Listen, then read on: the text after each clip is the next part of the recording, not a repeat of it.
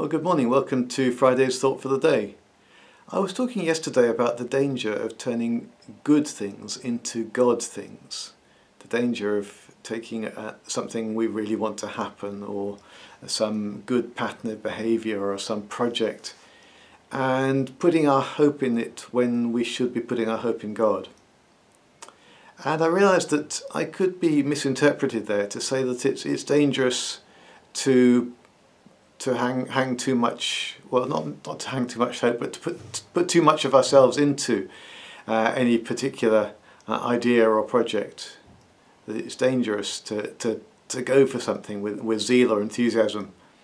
And please don't hear me that way. There's a wonderful word in the Bible. It's a Greek word I discovered a few years ago, spoude.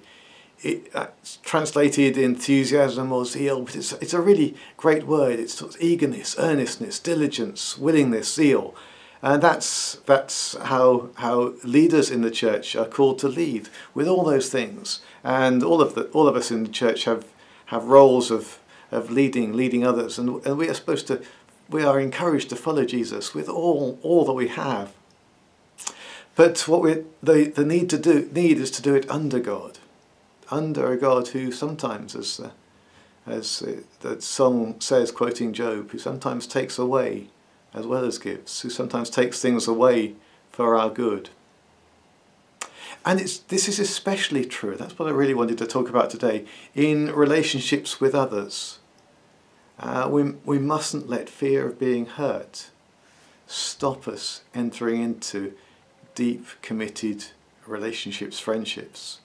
A deep, committed relationship is what we're called to. It's what we're made for. That's what really makes a church.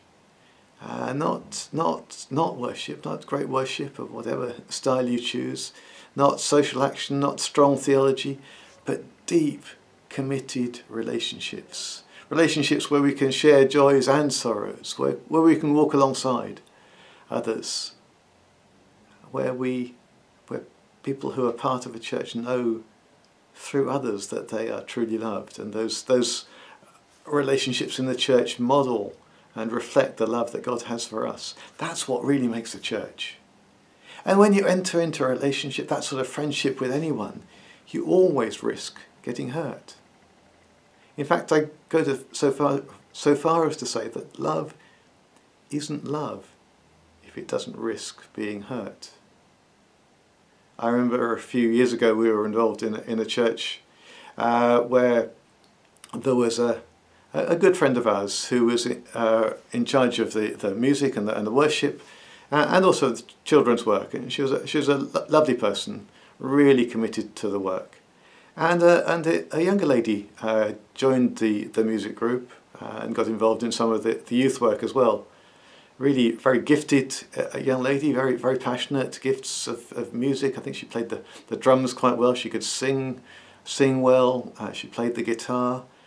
She was involved in leading the youth group.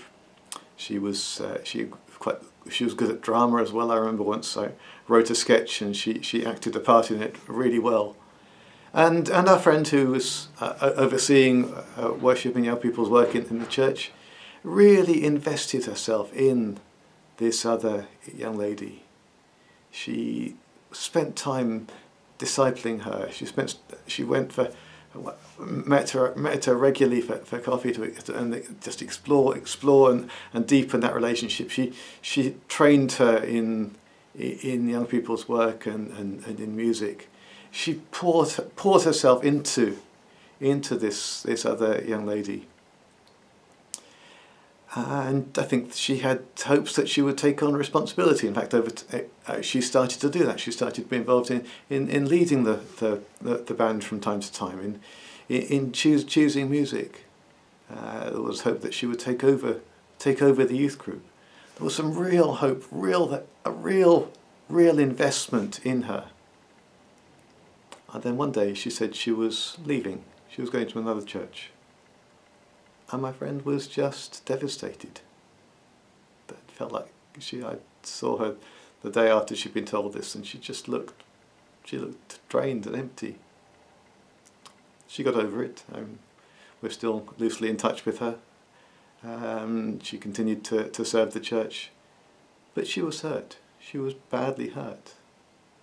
And I've experienced that too in many churches, times when someone who's been, in some ways, the person who's brought me the biggest joy in the church suddenly overnight becomes the one who brings me the greatest sorrow. That's the nature of being involved in committed relationships. That's the nature of being committed to someone else. And it's not to say that we shouldn't do it. In relationships like that is the possibility of amazing rewards. It's deep, committed, intimate relationships are what we're made for.